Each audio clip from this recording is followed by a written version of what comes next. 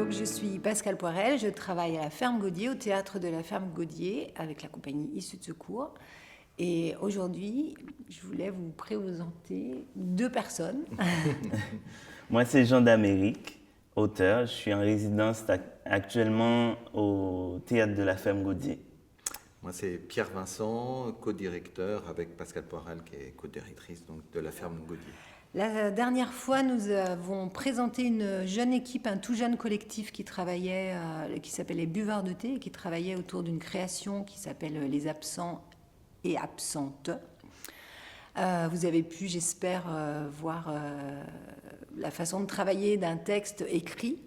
Et aujourd'hui, on aimerait partager avec vous le moment de la création d'un texte, donc celui particulièrement de Jean d'Amérique, puisqu'il est en résidence avec nous, à la Ferme Gaudier. Et ça, c'est un moment qu'on trouve particulier et enrichissant pour, peut-être si vous ne connaissez pas trop le théâtre, comment s'écrit le théâtre, comment se répète le théâtre, comment ça se fabrique. Donc je vous laisse avec Jean et Pierre et on se retrouve plus tard. Bonne journée. Donc voilà, c'est une séance de travail avec Jean. On va interroger plusieurs de ces textes parce que nous, ça nous intéresse beaucoup en tant que compagnie de théâtre d'interroger les textes, d'interroger la langue, donc la forme et en même temps le fond des textes. Là, donc Jean est en train d'écrire en résidence, en fait c'est une résidence, juste pour signaler, grâce au Conseil général de Seine-Saint-Denis. Et ça lui permet d'écrire un texte sur Sani de Bel-Air, mais en fait je vais laisser Jean expliquer quel est ce personnage, après je te poserai d'autres questions sur ton écriture, mais déjà ce personnage de Sani de Bel-Air, donc qui est une figure haïtienne de la résistance contre le colonialisme. Oui, en effet, Sani de Bel-Air, c'est une femme qui a marqué l'histoire haïtienne et française, du coup. À l'époque où Haïti était une colonie de la France, c'était l'une des principales figures de la résistance anticolonialiste en Haïti. Et moi, ce que j'ai remarqué, c'est qu'aujourd'hui, sa place dans l'histoire, sa place dans les récits de la résistance, de l'indépendance haïtienne, sa place est vraiment très peu. Elle est sous-représentée à travers l'histoire. Bon, en Haïti, on connaît quand même son nom, mais pas forcément exactement ce qu'elle a fait, le combat qu'elle a mené. Et puis, elle n'est pas forcément enseignée à l'école. Par exemple, moi, je n'ai pas appris son histoire à l'école. C'est un peu plus tard, en faisant des recherches, que voilà, je me suis intéressé vraiment à cette figure-là. Et du coup, j'ai décidé d'écrire une pièce de théâtre autour d'elle qui s'appelle Opéra Poussière. Et cette pièce, ça ne va pas être quelque chose de biographique exactement, mais partir de son histoire, en fait, pour aborder la problématique de la représentation dans l'histoire et aussi comment on fabrique les héros, les héroïnes. Et là, en fait, à Haïti, il y a apparemment 4 grandes figures héroïques. Ouais. Et elles sont en fait masculines. Oui, tout à fait. On a Henri Christophe, Alexandre Pétion, Jean-Jacques Dessalines et Toussaint Louverture. Ce sont les 4 grandes figures qui sont généralement représentées comme les pères de la nation haïtienne. Et effectivement, quand on fait une cartographie des femmes qui ont traversé l'histoire haïtienne, elles sont soit pas citées ou citées, mais toujours au second rang, en fait. Le rôle qu'on leur attribue, c'est toujours des rôles de second rang. Et d'après toi, pourquoi Enfin, bon, c'est pas particulier à la société haïtienne de mettre les femmes toujours au Ouais, c'est une second, hein, problématique qui est qui traverse le monde. Et toi, toi, tu es un tout jeune auteur, et qu'est-ce qui te pousse aujourd'hui à écrire particulièrement sur cette figure-là? Qu'est-ce qui t'interroge en fait particulièrement? Ouais, en fait, c'est vrai que l'idée d'aborder, voilà, d'une manière générale, cette question de sous-représentation m'intéresse, mais l'histoire de Stanley Belair va m'intéresser particulièrement quand j'ai commencé à fouiller sur elle et j'ai trouvé un petit détail en fait dans son parcours qui était très révélateur de beaucoup de choses. C'est que en fait quand elle avait mené un groupe de rebelles et elle va être capturée par les soldats français en 1802. Et là, à l'époque, le sort des rebelles qui étaient capturés, pour les femmes, c'était d'être décapitées et pour les hommes, d'être fusillés. Et elle va refuser d'être décapitée en demandant qu'elle soit traitée comme tout le monde, comme les hommes. Et je trouvais que cet acte était extrêmement assez fort et très significatif de son combat, en fait, qui était non seulement contre le colonialisme, mais aussi un combat aussi pour l'égalité, je trouve, en fait, en quelque sorte. Oui, comme si, pour revendiquer que l'héroïsme, c'est pas que masculin, quoi. Voilà. Et elle le signifie même dans sa mort, quoi. Exactement. Et je trouvais cet acte assez fort et c'est ce qui m'a poussé à continuer mes recherches sur elle. Et aussi, elle était très jeune à l'époque.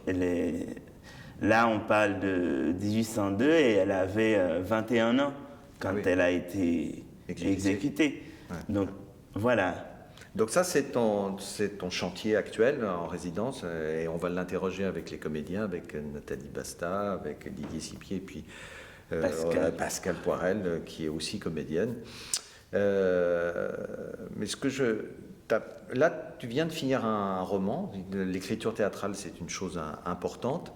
Mais il y a aussi l'écriture de romans, puisque là, je crois que le 3 mars, le 3 mars va sortir en librairie un premier roman, si j'ai bien compris. Est-ce que c'est la même veine? Parce que ta forme d'écriture est très poétique. Enfin, nous, on va le voir là en l'interrogeant sur le plateau, mais elle est très poétique. Elle interroge aussi beaucoup le sacré. Elle interroge beaucoup de ces formes-là, le sacré. Est-ce que dans le roman, c'est ça? Parce que moi, j'ai pas eu l'occasion de le lire, mais est-ce que c'est de la même veine ou est-ce que c'est quelque chose que tu explores autre? En fait, moi, j'ai commencé à écrire de la poésie, à écrire par la poésie. Donc, il y a forcément toujours une présence, même souterraine, de la poésie dans tout ce que je fais comme forme d'écriture, que ce soit dans le théâtre. Et aussi, dans ce premier roman qui sort le 3 mars chez Actes Sud, qui s'appelle Soleil à coudre, c'est toujours une recherche poétique que je poursuis en fait. En fait, dans un roman, il y a une histoire, il y a un récit, il y a un récit qui se déroule, c'est très important, mais je crois que aussi la langue est très importante dans la littérature en fait. C'est ce qui, pour moi, tient un livre, en fait. C'est comment on arrive à mettre cette histoire en forme, comment on la raconte, parce que je crois qu'on a tous des histoires à raconter, mais pour moi, le moment où ça devient littérature, c'est quand on invente une langue pour la raconter. Ouais. Toi, tu as des influences? Est-ce que tu as des auteurs un peu comme ça, comme des points de repère ou pas du tout? Est-ce que c'est... Oui, oui, beaucoup. Il y en a beaucoup. Et aussi, quand je parle de cette recherche poétique, voilà, dans le théâtre ou dans le roman, je suis très influencé, ou bien disons que j'aime beaucoup des auteurs comme Kateb Yassine ou bien Sonila Boutancy ou encore Jacques-Stéphane Alexis, ouais, Franck Etienne. Ouais, mais c'est des choses que toi, tu relis constamment ou c'est quelque chose que tu as intégré dans ton écriture? Enfin, tu as lu et puis tu l'as intégré?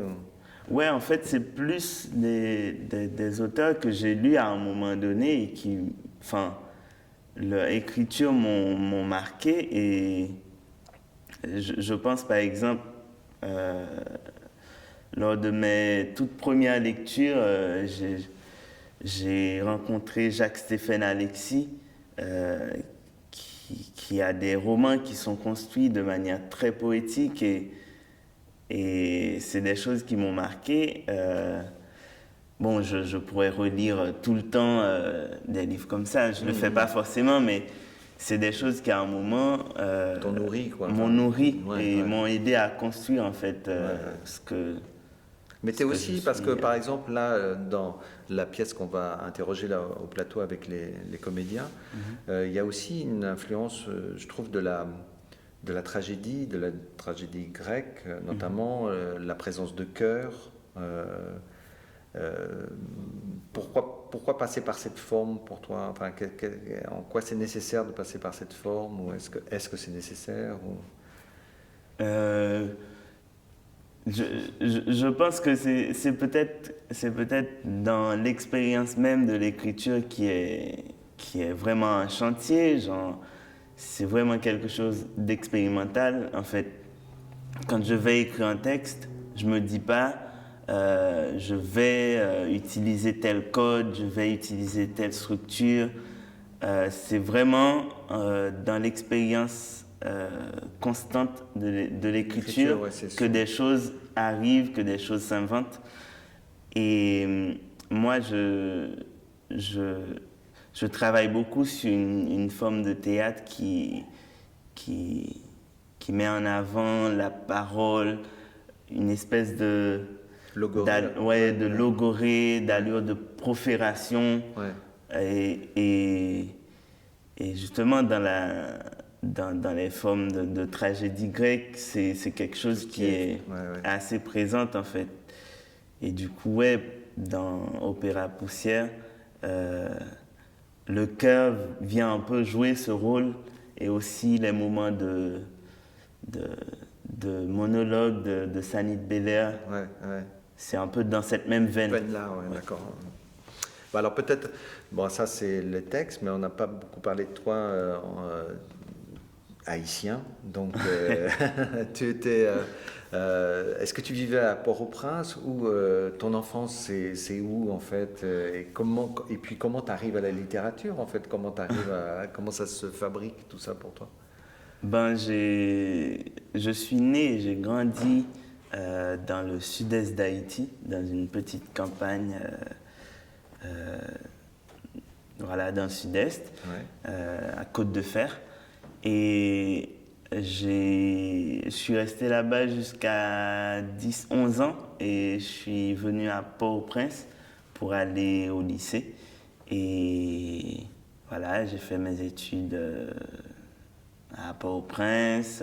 T'es à la fac après ou... Ouais, la fac aussi. J'ai été à la faculté d'ethnologie et à l'école normale supérieure en philosophie. Mais à un moment donné, j'ai abandonné tout ça pour me consacrer à l'écriture. À l'écriture. Et ouais, en fait, j'ai commencé à écrire, je pense que c'est à partir du rap qui m'a beaucoup influencé. Quand je suis arrivé à Port-au-Prince, ouais, une période où le rap était vraiment en effervescence en Haïti. Ouais, vers, on va dire, entre 2006 et 2008. C'était vraiment cette vague. Ouais, la cette poésie, en vague-là. même temps, c'est aussi c'est Exactement. la logorée, le plaisir de la langue, le rythme. Ouais, d'accord. Il y a tout ça et j'ai commencé à écrire des textes qui étaient sûrement très mauvais, que je, que je partageais avec des copains au lycée. Et puis, un peu plus tard, il y a aussi des professeurs de lettres voilà, qui ont remarqué un peu ce que je produisais dans leurs cours et qui m'ont amené vers des livres autres que ce qu'on utilisait à l'école. Et à l'époque, il y avait une toute petite bibliothèque juste à côté de mon lycée. Après l'école, donc je passais là-bas pour voilà, lire des bouquins. Et c'est là que j'ai découvert plein de choses. Et aussi, je faisais partie d'un atelier de théâtre où on travaillait beaucoup avec des poèmes. D'accord. Et voilà, il y a tout ça qui T'as influencé. m'ont influencé et qui ont aussi vraiment suscité à écrire. Et voilà, c'est comme ça que j'ai fait un peu mon cheminement. J'ai aussi beaucoup fait de scènes dans le sens, quand j'écrivais mes premiers textes, je me présentais dans des soirées, des activités artistiques, ou bien aussi même à Port-au-Prince, il y a cette pratique où dans n'importe quel espace, dans les bars, tout à coup on peut se mettre debout et commencer à dire des textes. Et il faut que, voilà, il y a quelqu'un qui dit un texte et il faut que toi, en face, tu peux répondre avec... Des battles, quoi. Voilà, De des battles de poèmes. Donc voilà, je faisais tous ces trucs et voilà, et à un moment donné, j'ai vraiment pris mon temps pour travailler sur un recueil que j'ai écrit d'ailleurs en déambulant dans la ville, dans les bus, dans les bars, j'écrivais jusqu'à publier mon premier recueil en 2015. Ah oui, et d'accord. Voilà, tout est... Maintenant, ça y est, c'est parti. C'est parti. Maintenant, Actes Sud, le 3 mars. C'est parti. C'est ouais, super parcours. On va peut-être passer au plateau un peu maintenant. Alors, on va interroger un peu avec les acteurs et les actrices ce chantier, Sally de Bel-Air. Ouais. Et puis on va voir ça. On va voir ce que ça donne. Allez. Demande de soleil à l'ambassade des ossements. Premier mouvement. Quelque part, rumeur zéro. Un temps enfoui dans le silence. Le même temps, une voix se déplie. Long murmure, petit cri d'ennui. Bruit bizarre, aucune parole articulée en tout cas. Il fait noir. Il fait très noir, difficile donc de deviner de quel lieu il s'agit. Temps fragile, terriblement vide, tel bois sec. Rien ne bouge, sauf la voix. Puis silence. Un moment. Puis, comme la tendre musique d'un vent léger au contact d'un feuillage, la voix se déplie, lentement, amorce quelques requêtes. Ô nuit, toi, ô nuit pain trop sec dans ma bouche, ô nuit qui m'enveloppe et me serre de toutes parts, nuit qui tourne autour de ma tête depuis des siècles, depuis 2 siècles. Je te plains. J'en ai assez de l'incessible marée d'ombre, je voudrais casser la corde, brûler ce voile immense que tu es, je voudrais clore ton étreinte épaisse. Déchirer tes prumes trop denses. Je voudrais te percer et voir au-delà. Je voudrais ouvrir mon corps, tendre enfin mes dentelles au vent fou, parler à l'aube et saluer la caravane des jours qui passent. Je me souviens de l'autre côté, de l'autre monde, de l'autre visage de l'univers qu'on appelle vie. Quelque chose me hante. Quelque chose me hante, la mémoire sans relâche. J'ai la nostalgie des pleines lunes et la terre mouillée par la brise, des corps tressés d'hommes et de femmes qui défilent d'un bout à l'autre des territoires incandescents. Moi, je n'ai pas demandé d'être ici, à vrai dire. Je voudrais casser tête et retourner, revenir à l'enfance des choses, renaître au sol primitif de ma lumière. Un vertige me déchire, m'étouffe, oui. Quelque chose me hante, la mémoire. Page blanche dans la bouche. Là-bas, le silence. Là-bas, l'oubli. On entend au loin des bruits de pas, une rumeur chargée de fougue, une espèce de carnaval porté par des jambes motivées, on dirait le passage de quelques caravanes étranges.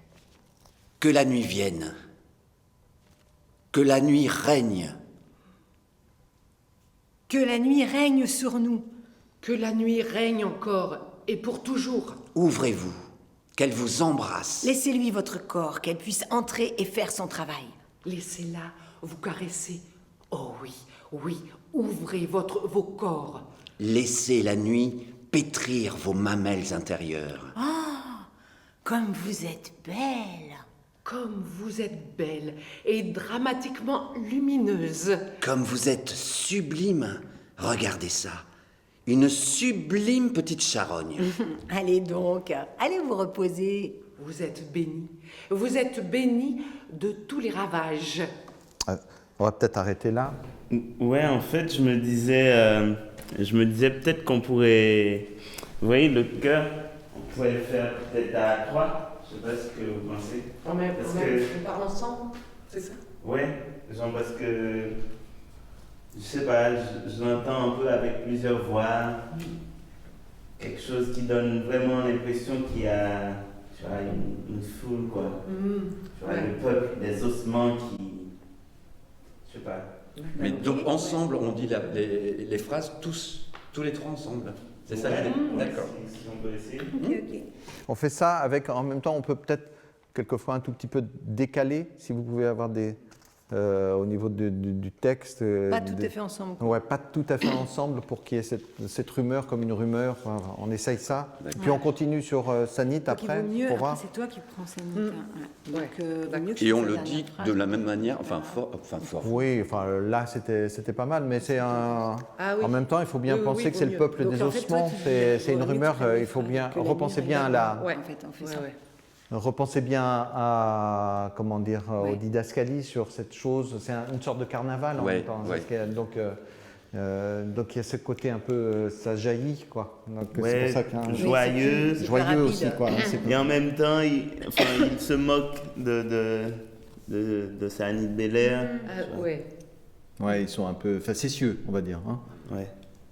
On reprend. Je vous renvoie la didascalie si vous voulez. Ouais, Ah, d'accord. ok. On fait pas dans Donc, On fait pas dans le même sens, c'est d'abord toi, Nathalie et moi. Parce qu'il faut qu'elle, comme elle fait sa Je fais limite ça vite après. après. Mais on le dit tous ensemble. Mais oui, c'est juste l'ordre des Ah oui, phrases, oui, c'est pour de que toute tu sois. façon. Oui, mais on fait ensemble. Ah, c'est mais vrai. oui, je suis bête. C'est vrai, Mais oui, donc t'as il y a raison. pas t'as d'ordre. raison, t'as ok. raison. Oh, Didier. C'est bon. Vous êtes calés. Ouais. Oui, c'est bon, c'est bon. On fait ce qu'on veut.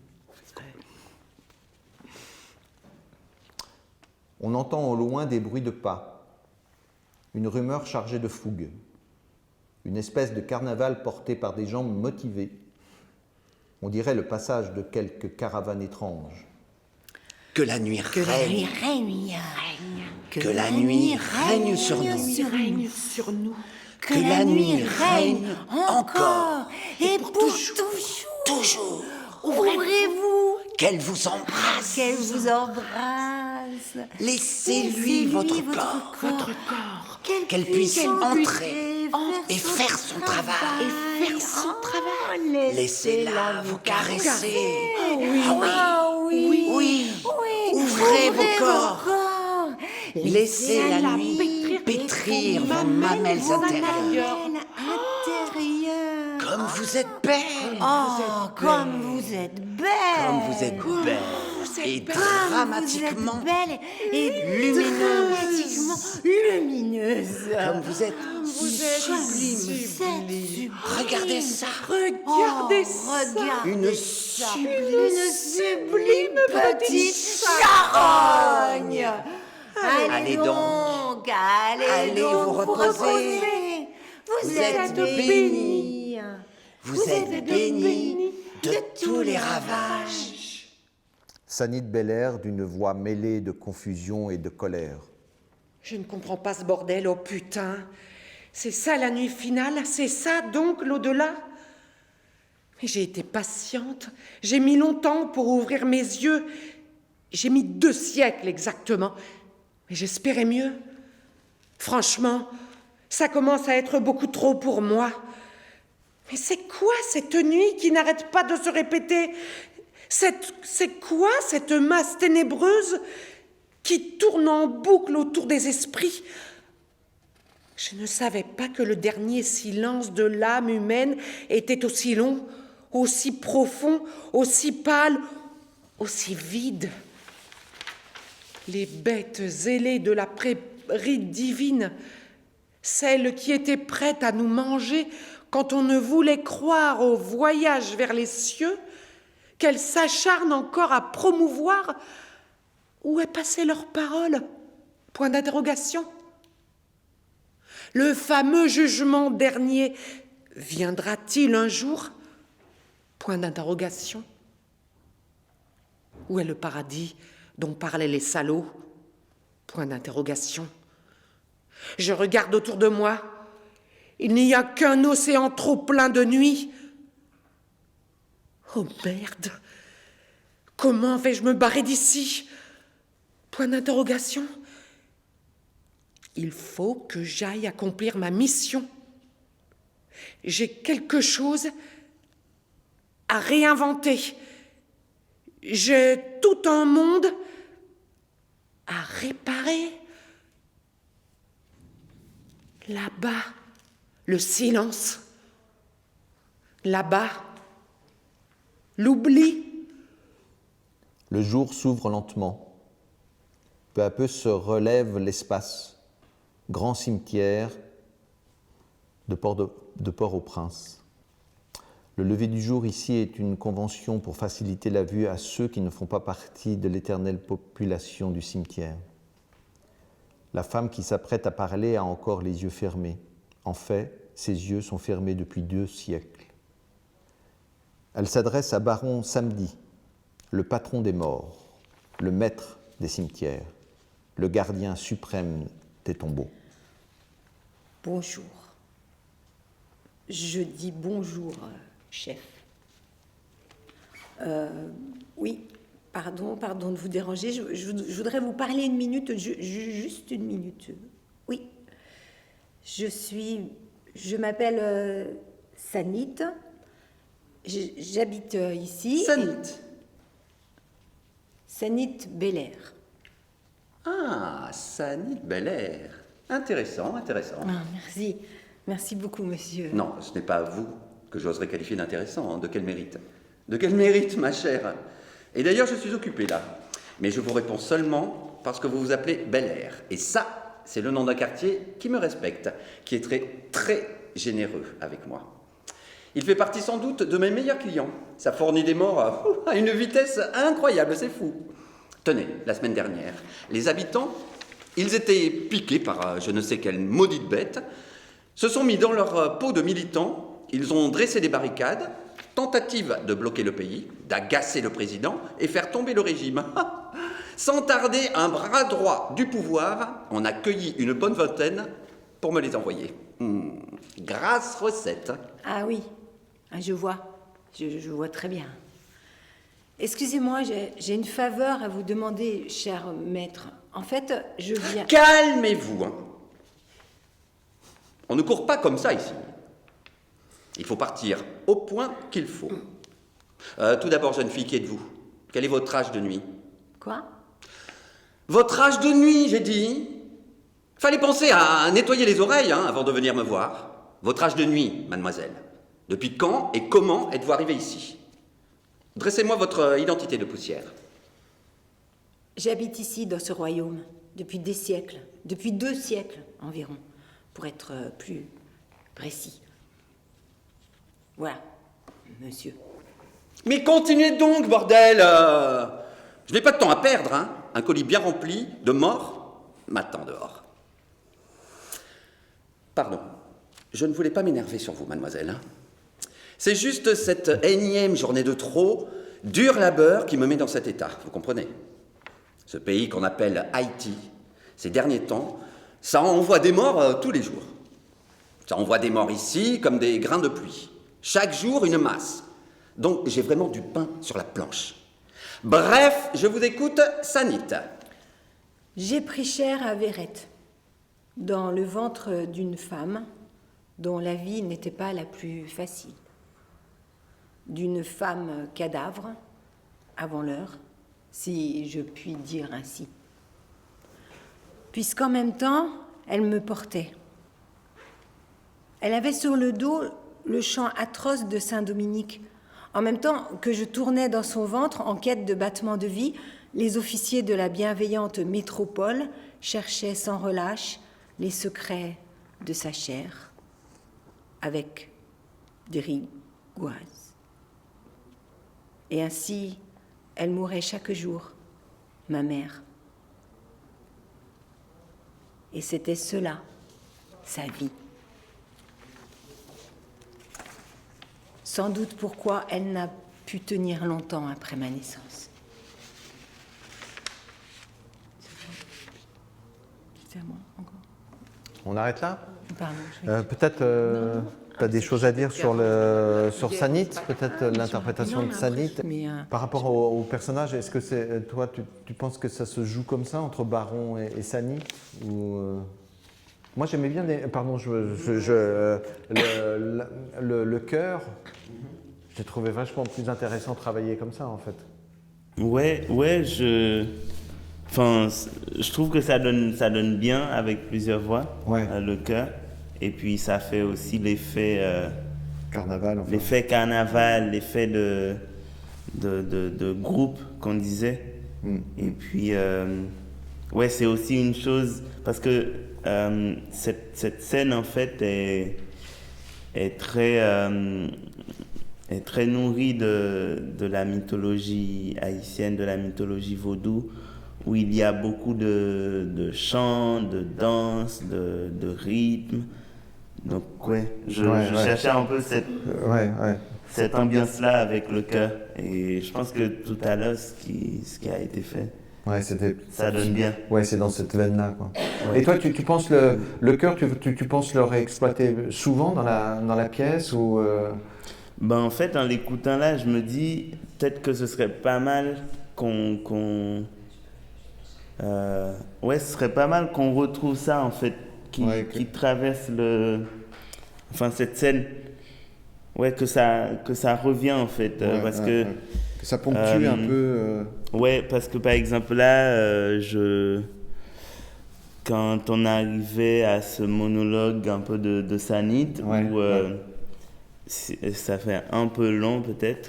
Je me dis. C'est long. C'est-à-dire ça. Est-ce que, moi c'est mes trucs, mais est-ce que elle aurait le temps de parler autant à Baron? Est-ce que Baron ne va pas l'interrompre, ou est-ce qu'effectivement le peuple des ossements va pas se moquer derrière parce qu'elle se permet soudain de nous raconter, de faire la pauvrette, là, nous raconte son histoire. Son histoire. Et puis, je sais pas, ça après. C'est vrai que je me dis, il manque un truc là. Je sens que c'est un peu facile qu'elle arrive comme ça. Oui, à parler, c'est trop simple. Elle parle pendant longtemps. Et puis, peut-être qu'à des moments, peut-être qu'elle soit en samedi, c'est ça, va l'interrompre, ou bien je vais faire revenir le chœur, le peuple des ossements, parce que c'est un peu la population du cimetière en fait qui comprend pas trop cette revendication, cette irruption d'une femme qui commencerait à raconter son histoire. Ouais, ça me donne des idées peut-être pour... Ouais. Donc, on est un peu plus loin dans la scène, dans le premier mouvement. Baron, samedi, envoie... Ou peut-être que Baron peut faire cette... Baron, voilà, peut-être, oui, c'est ça. Remettons-nous peut-être au même endroit, non? Oui, on fait juste ça. On va savoir. Donc, on fait la fin, on fait la réplique de Baron samedi, la dernière. C'est pas moi qui le fais, hein. L'air stupéfait de... Et Sani peut quand même dire ça pour que cette réplique soit plus un peu de vivante. sens, ouais. Alors, l'auteur a une exigence. Tu vois, et Sani peut peut-être juste dire, tu vois, les dernières phrases. Comprenez-moi, maître, je pars en mission. Ouais. Ouais, juste pour que la réplique qui vient D'accord. soit... Que la transition soit mieux. On y va. Comprenez-moi, maître, je pars en mission. J'ai des choses à régler là-bas. J'ai une mission de soleil, un travail de vie. Là-bas, le silence. Là-bas, l'oubli. Je vous remercie. J'ai écouté vos battements et j'ai noté jusqu'au souffle le plus subtil. L'ambassade des ossements est à l'écoute des âmes citoyennes. Votre demande a été enregistrée. Allez voir la gardienne, allez voir Grande Brigitte, la patronne, pour la suite administrative. Sanit Belair se dirige vers le bureau de Grande Brigitte, qui fait le point sur son dossier. En matière de migration vers la lumière, le bilan est plutôt négatif. Je suis désolée, mais la réalité, elle est là. Ce sont les chiffres qui parlent. Nous délivrons peu de visas pour la vie, très peu. Le peuple des ossements n'a pas la coutume d'aller traîner ailleurs. Oui, mais... À chaque fois qu'on délivre une autorisation de voyager, cela nous vaut un scandale chez les autres peuples. On nous traite de zombies, de mauvais esprits, on nous accuse de hanter les lieux, on nous accuse d'être à l'origine de tous les cauchemars possibles. Je ne parlerai même pas de ce qu'on subit sous la machine d'Hollywood. Et ces genres de choses ne sont pas une bonne note pour nous. Je vous fais part de tout ça pour que vous compreniez les enjeux. Je comprends, mais ma demande est particulière. Elle relève d'une véritable urgence. C'est un enjeu pour la grande histoire, pour les siècles à venir. Je crois que le peuple des ossements a besoin qu'on continue à prendre soin de sa mémoire là-bas. S'il vous plaît, faites quelque chose. Mais bien sûr, nous allons analyser votre cas avec attention. De toute façon, nous analysons toutes les demandes. L'ambassade des ossements, sachez-le, est honnête et partisane de la vérité. Nous sommes toujours à l'écoute des âmes citoyennes. C'est la moindre des choses en ce qui concerne notre travail. Mademoiselle, tenez, veuillez signer ici. C'est la retranscription de votre entretien. Veuillez y joindre votre signature pour authentifier les informations données. Voilà. Je vous remercie pour votre compréhension, patronne. C'est quoi le numéro de votre tombe ? 000 et quelques zéros encore. Oui, veuillez l'ajouter au bas de la page, là, s'il vous plaît. Voilà. Merci beaucoup. Grande Brigitte range le dossier. Alors, conformément au règlement d'immigration en vigueur jusqu'à cette nuit, et au nom du peuple éternel des ossements, nous allons traiter votre demande. Nous allons traiter, dans les meilleurs délais, votre demande d'autorisation de voyage vers la vie. Vous recevrez une réponse dans votre prochain rêve, et je vous prie d'être attentive au moindre rayon de lumière. Car si la réponse est positive, le visa vous sera délivré sous la forme d'un morceau de soleil, à apposer sur la première page blanche de votre âme. Ok, merci. Oui, oui. Tu as des choses peut-être à leur dire Moi, je trouve que c'est très bien. Ça donne, je trouve que ça donne très bien ce passage. Donc, en même temps, dans ton écriture, tu te moques aussi. Il y a bien sûr l'histoire, le passage dans le monde des vivants, mais est-ce qu'il n'y a pas une métaphore sur le monde réel Ah oui, oui, bien sûr. En fait, cette scène qui se passe au cimetière, où voilà, c'est quelqu'un qui demande pour voyager vers la vie. C'est toute une métaphore de notre réalité. À la fois, je prends ce monde des morts où il y a Grande Brigitte et Baron Samedi, qui sont en fait dans la mythologie haïtienne les gardiens du cimetière, les patronnes des morts.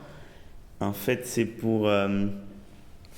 je fais un reflet avec les systèmes de pouvoir dans le monde réel, en fait.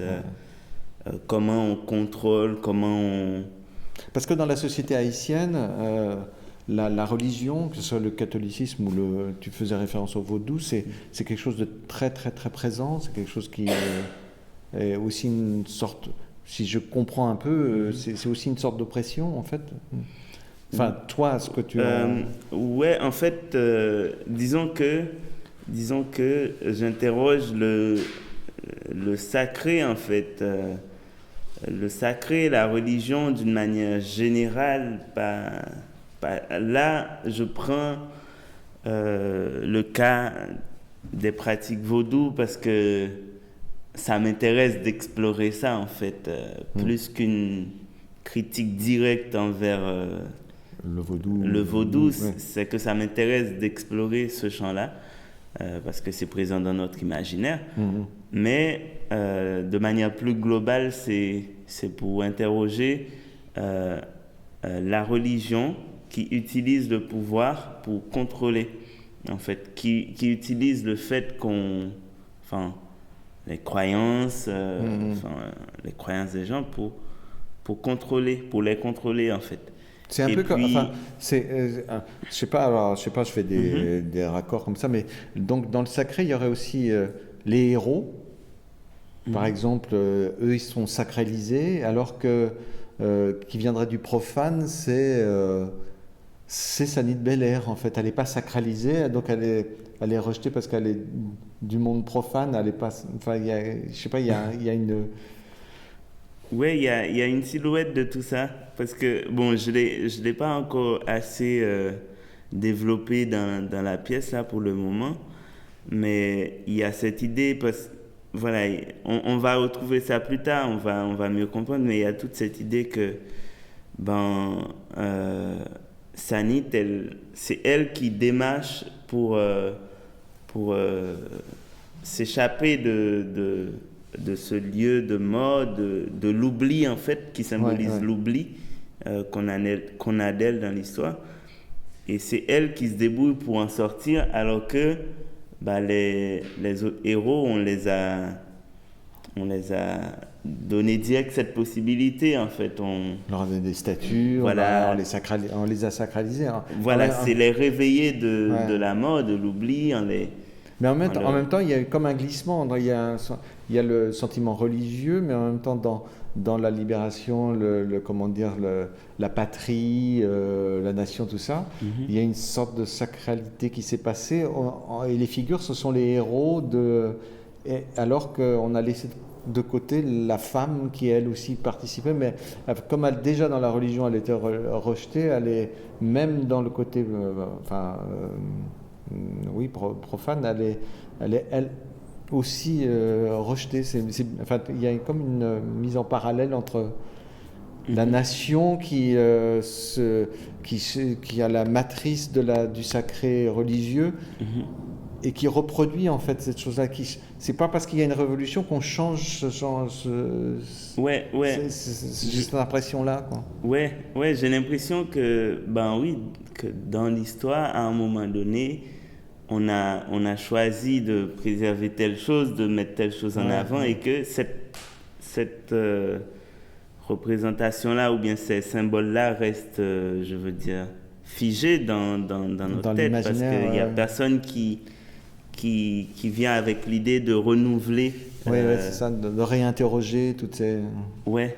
c'est considéré comme normal, en fait, comme normal. Ouais. Genre, personne ne s'est dit, pourquoi c'est toujours ces mêmes visages qu'on présente. Est-ce qu'il n'y en avait pas d'autres? Qu'est-ce que les autres ils ont fait? Et quelle place ils méritent aujourd'hui? Je pense que c'est important. Ok, et donc toute la pièce, c'est ça que tu es en train de construire, quoi. Enfin, tout ce rapport-là, Et en même temps, tu l'emmènes vers... Aussi, au démarrage, quand tu nous parlais de ça, tu parlais de MeToo un peu, enfin des réseaux... Ah oui, parce que en fait, dans la pièce, ce que j'essaie de faire, c'est un peu la partie, on va dire, fictive de la chose, parce que je parle de l'histoire de Sanit Belair, mais je la place dans le contexte d'aujourd'hui, en fait. Je la fais revenir d'outre-tombe, et elle arrive dans notre temps, dans notre époque, et elle pose, elle essaie de poser des questions à notre société, et son combat, elle va le mener avec les outils de notre temps. D'accord.